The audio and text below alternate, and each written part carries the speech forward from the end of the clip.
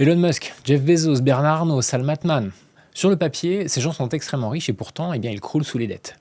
Des centaines de millions empruntés, parfois des milliards, et malgré cela, ils ne remboursent presque rien et surtout, ils ne payent que très peu d'impôts. Certains appellent ça de la fraude, sauf que, c'est pas le cas. C'est surtout très légal. Et ça repose sur un outil que votre banquier ne vous proposera jamais spontanément, le crédit lombard. Je vais vous montrer exactement comment les grandes fortunes de ce monde s'en servent, comment cela leur permet de vivre sur leur capital sans jamais le vendre, et surtout comment vous aussi, vous pouvez les imiter. Alors commençons par le début. Le crédit lombard tient son nom de la Lombardie en Italie. Au Moyen-Âge, les marchands de cette région prêtaient de l'argent en échange d'un bien mis en garantie. Vous laissiez par exemple vos bijoux et on vous prêtait leur valeur. Si vous ne remboursiez pas, le prêteur les gardait. Voilà toute l'idée. Aujourd'hui, le principe est quasiment identique, mais la garantie, elle, a changé. Vous ne déposez plus des bijoux, vous mettez en garantie votre portefeuille d'investissement, une assurance vie, un PEA ou même un compte titre. Et à ce moment, on dit que vous nantissez un actif. Et en échange, la banque vous prête des liquidités.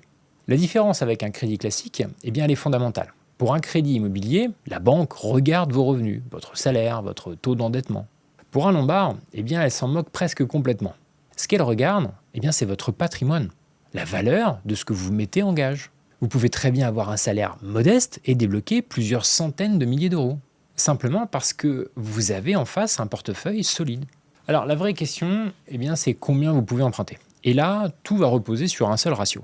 Il s'appelle la LTV, pour Loan to Value, le montant du prêt apporté à la valeur de votre garantie. La règle est simple, plus l'actif que vous nantissez est sûr, et plus la banque va vous prêter. Prenez des obligations d'État notées AAA. Le risque que la valeur s'effondre du jour au lendemain est relativement faible. La banque peut donc vous accorder une LTV très élevée, parfois 90 ou même 95%. A l'inverse, prenez un portefeuille d'actions. C'est plus volatile, ça peut chuter brutalement. Et là, à ce moment-là, la banque sera prudente, elle vous accordera plutôt 50 à 70%. Concrètement, imaginons un portefeuille d'actions d'1 million d'euros. Avec une LTV de 70%, la banque vous prête 700 000 euros. On va d'ailleurs garder cet exemple tout au long de la vidéo. Un point très important, ces chiffres sont totalement indicatifs. Chaque banque a sa propre grille et elle peut la faire varier. Et pour accéder à ce type de crédit, il faut généralement un patrimoine que l'on peut donc nantir autour de 100 à 250 000 euros d'actifs. Alors, un crédit lombard suppose une chose, un patrimoine. Déjà, normalement bien construit. Parce que ce que vous nantissez au fond, c'est la qualité de votre allocation. Si vous avez commencé à bâtir un peu de patrimoine, vous connaissez sûrement ce moment. Une assurance vie par-ci, un PEA par-là, et peut-être un peu d'immobilier aussi. Et vous avez l'impression que tout ça avance, mais qu'au fond, c'est pas vraiment piloté. Que personne n'a de vision finalement d'ensemble. Moi, personnellement, c'est un monde que je connais bien. Quand j'étais chez Sotheby's, au contact des plus grands patrimoines, puis sur la partie assurance vie de la Société Générale. Et c'est ce que Ramify, l'alternative digitale à la banque privée, vient changer. Concrètement, leurs ingénieurs patrimoniaux issus des plus grandes institutions mondiales, comme Goldman Sachs, vous rendent la lecture d'ensemble de votre situation. Ce qui va travailler vraiment, ce que vous payez en trop, ce qui se transmet mal. Alors parfois, c'est un contrat d'assurance vie ouvert il y a 15 ans avec des frais 2 fois trop élevés. Et parfois, c'est une succession qui n'a jamais été anticipée. À partir de là, ils construisent une stratégie sur l'ensemble des leviers. Pas seulement l'assurance vie ou le PEA, mais aussi le private equity, les produits structurés, l'immobilier, l'assurance vie luxembourgeoise, et même le crédit lombard dont nous sommes en train de parler. Ramify communique sur les rendements de ses portefeuilles sur 5 ans, allant jusqu'à 81,36% cumulés et 12,64% annualisés. Des solutions longtemps réservées aux plus gros patrimoines, avec de vrais conseils d'experts et une transparence totale sur les frais. Et le plus intéressant, c'est que tout ça est accessible dès 1 000 euros, avec un accompagnement qui s'étoffe à mesure que votre patrimoine va grandir. Autrement dit, vous n'avez pas besoin d'être déjà fortuné pour être accompagné comme si vous l'étiez. Et tout ça, vous le pilotez depuis une interface d'une simplicité rare dans le milieu, l'ensemble de votre patrimoine réuni au même endroit, la performance suivie en temps réel, chaque décision prise en quelques clics. C'est la rigueur d'une banque privée, la fluidité d'une application moderne. Et ce n'est pas un hasard s'ils ont reçu plus de 50 prix en 3 ans. Challenge, le revenu, le particulier, gestion de fortune. Le lien est donc dans la description. Vous pouvez faire une simulation gratuite en quelques minutes. De quoi découvrir une première recommandation d'investissement avant même d'échanger avec un conseiller. Et en bonus, Ramify vous offre 3 mois de frais de gestion jusqu'à 500 euros. Alors, revenons au crédit lombard. Combien est-ce que ça coûte vraiment ? Le taux d'un lombard, c'est juste une addition. D'un côté, un indice de référence, le plus souvent c'est ce qu'on appelle l'Euribor, c'est le taux auquel les banques se prêtent entre elles. De l'autre, eh bien, on a la marge de la banque généralement entre 1 et 1,5%. Additionné, eh bien, vous obtenez un taux autour de 3,5 jusqu'à 4%. Pour l'exemple, prenons 4%. Maintenant, regardons la mécanique. Un lombard est presque toujours un crédit dit in fine. Ça veut dire que chaque année, vous ne remboursez que les intérêts, mais pas le capital. Reprenons nos 700 000 euros de l'exemple de départ. À 4%, eh bien, ça fait 28 000 euros d'intérêts par an.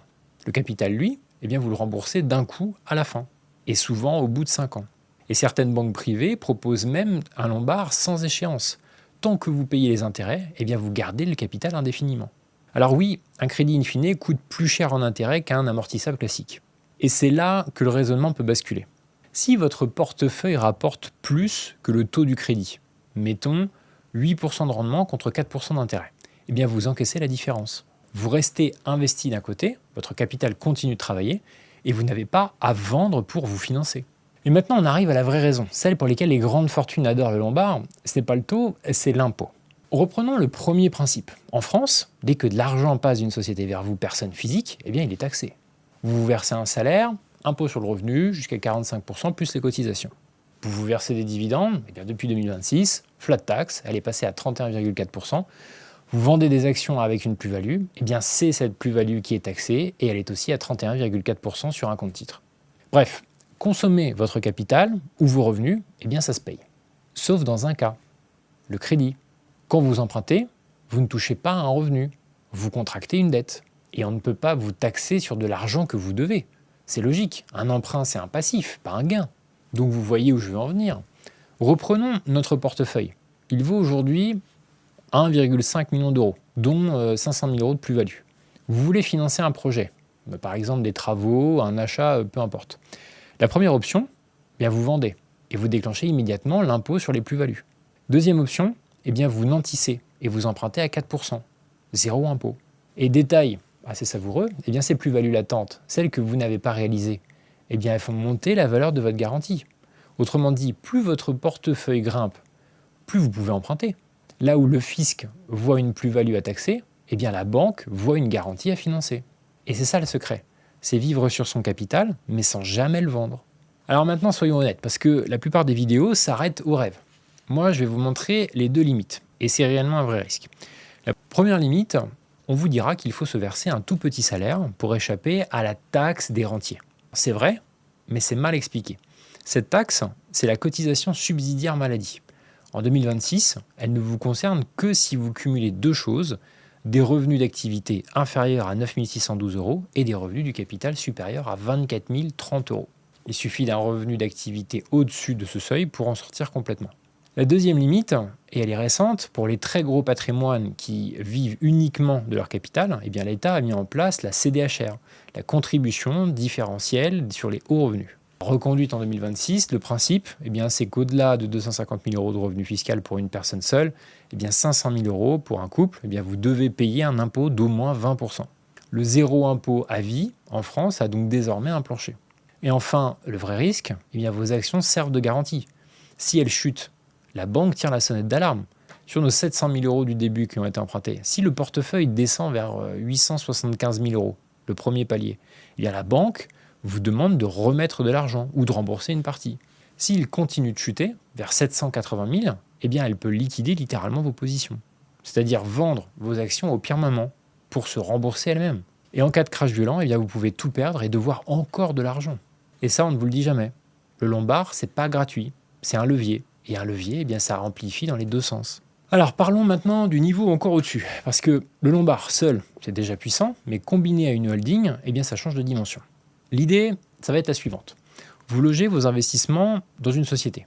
Les bénéfices remontent à votre holding sous forme de dividendes, et grâce au régime mère-fille, eh bien, ils sont quasiment exonérés d'impôts, environ 1,25% au lieu de 25%. Votre argent capitalise presque sans friction. Sauf que pour vivre ou pour investir, eh bien, il faut du cash aujourd'hui. Et si vous sortez cet argent de la société, eh bien, vous êtes taxé, ce qui est logique. Et la solution, eh bien, ça peut être le lombard. Vous nantissez vos placements personnels, vous débloquez des liquidités et vous financez vos projets, de l'immobilier par exemple, via une SCI, sans jamais casser la capitalisation de votre société. Vous investissez avec l'argent de la banque pendant que le vôtre continue de travailler. Et ça, c'est le sommet de l'effet de levier. Mais je vais être très clair avec vous, ce montage est technique. Il y a des plafonds sur la déduction des intérêts, des règles anti-abus, et surtout l'administration fiscale surveille ce genre de structure de très très près. Alors je vous le dis, ça ne s'improvise pas seul avec une vidéo YouTube, ça se construit avec un avocat fiscaliste. Et ceci n'est pas un conseil personnalité, chaque situation est bien évidemment différente. Alors résumons. Le crédit lombard, eh bien c'est pas de la magie, c'est une mécanique. Elle permet de transformer un patrimoine en liquidité sans le vendre et sans payer d'impôt de la vente. C'est pour ça que les grandes fortunes l'utilisent. Et maintenant, eh bien, vous savez exactement comment ça marche. La mécanique, la fiscalité, les risques et le montage qui va avec. La seule chose qui vous sépare de cet outil désormais, eh bien, c'est le patrimoine à mettre en face. Alors, eh bien, concentrez-vous là-dessus. On arrive au bout de cette vidéo. N'oubliez pas de partager, de liker et de vous abonner. C'est très important pour moi pour continuer à vous proposer ce type de contenu. Et en attendant, eh bien, je vous dis à très vite pour une nouvelle vidéo.